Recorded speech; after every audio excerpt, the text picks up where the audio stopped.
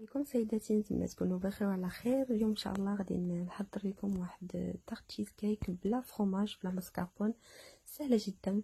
الا كنتوا انتريسي خليكم معايا باش تشوفوا الوصفه والمقادير.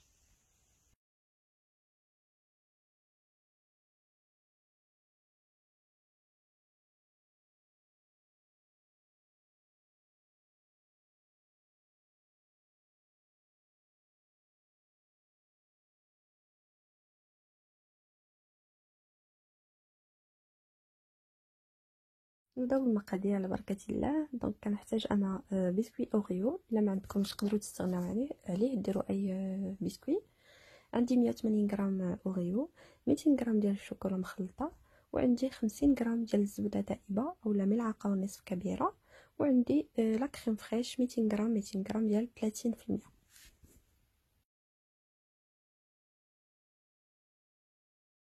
صافي دابا كنطحنوا لي بسكوي ديالنا في واحد الطحانه.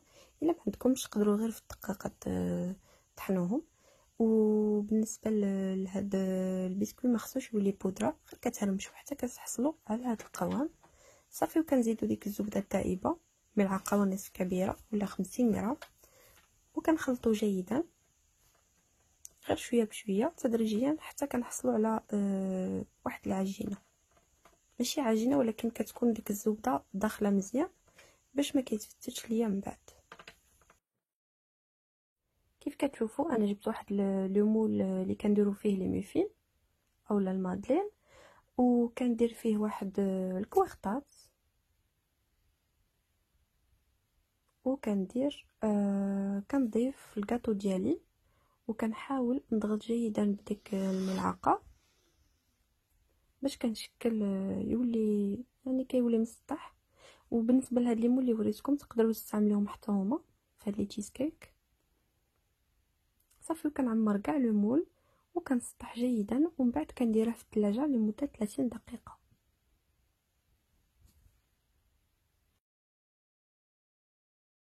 دابا المرحله ديال لاكاناج، انا كنستعمل واحد نص ملعقه كبيره ديال بخليني ديال اللوز يعني اللي طحنته مع السكر حتى ولا لي واحد العجينه. هذا اختياري، ماشي ضروري انكم ديروا في هذا لاكاناج، ولكن الا عندكم كيعطي واحد المذاق روعه يعني ضيفوه الا كان عندكم. صافي كندير ديك لا كريم فريش 200 غرام كتسخن، كنحرك جيدا، ومن بعد كنكون مذوبه الشوكولا 200 غرام في الميكرووند. دونك كنديرها في 30 ثانيه وكنخلط وعاود كنردها 30 ثانيه حتى كتكون واجده. ودابا في اناء كنضيفو ديك الشوكولا صافي، وكنزيد نبقى نزيد لا كريم فريش ديالي تدريجيا على 3 مرات باش ما كيبقاوليش دوك الحبيبات. الا كانوا باقي لكم دوك الحبيبات حاولوا انكم غير بواحد الميكسور تضربوهم حتى كتطحن جيدا.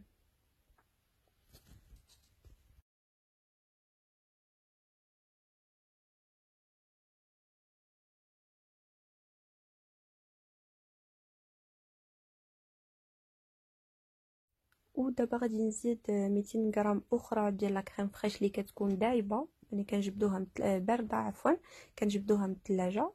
صافي وكنبقاو نضيفوها حتى هي تدريجيا مع التحريك، ومن بعد ما نخلطوها كنديروا داك لو بلاستيك الغذائي باش ما كتكونش عندنا واحد القشره من الفوق، وكندخلوها للثلاجه لمده ساعه في الكونجيلاتور. الا عندكم الوقت خليوها واحد 3 سوايع في الثلاجه الفوق لتحت، سينو ديروها في الكونجيلاتور، لكم على الاختيار.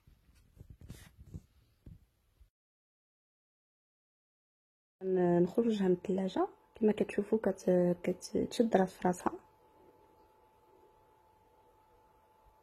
غادي ندوزو دابا نيشان للضراب باش نطلعوا على كناش ديالنا. اولا انا كنت دايره اليد ديال الضراب في الثلاجه واحد مده 30 دقيقه، والاناء الا قدرتو. صافي وكتبداو بواحد لا فيتاس اللي مهيله.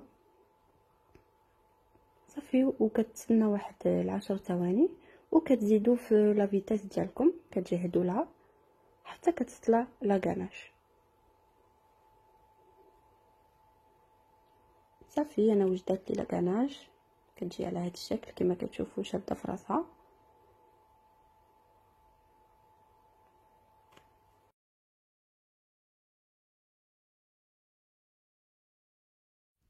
غادي ناخذ واحد لابوشادو اللي غادي ندير فيها لاكاناج التالي. بالنسبه للسيده اللي ما عندهاش تستعمل غير واحد بلاستيكه وكتقطعها من الجنب بواحد الفتحه صغيره، سينو ديروا غير ملعقه. ولكن هاد الطريقه ديال البلاستيكه ولا لابوشادو كتكون سهله جدا وما كتزلعوش لاكاناج ديالكم.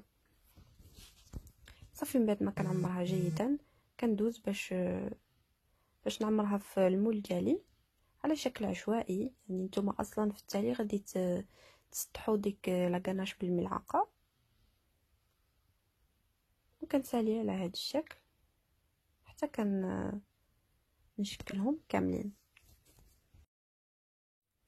صافي ومن بعد كندخلهم للكونجيلاتور لمده ساعه، ولا عندكم الوقت ديروهم غير في الثلاجه لمده 3 سوايع. صافي دابا خرجت الكاطو ديالي اولا لي تشيز كيك ديالي من الثلاجه بعد ما شدوا راسهم، ودابا غادي ندوزو باش نقدموهم. تشوفوا طريقه التقديم كي دايره. انا غادي ندير واحد التزيين اللي سهل جدا، غادي يجي ان شاء الله باوريو اللي فيه شوكولا بلون.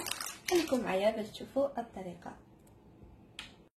كنبدا نديمولي لي تشيز كيك ديالي كما كتشوفوا. الطريقه سهله جدا كما كنتعذبوش يعني في الديمولاج، وكنحطوهم في واحد الطبيسي حتى كنساليو كلشي، ومن بعد كندوزو للتزيين.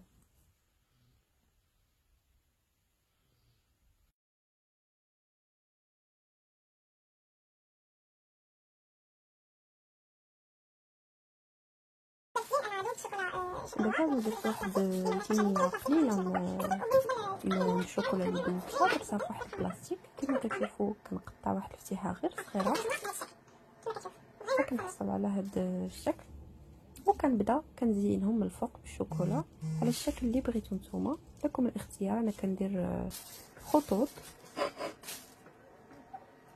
كما كتشوفوا، خطوط، ومن بعد كتزينوهم باي حاجه بغيتو.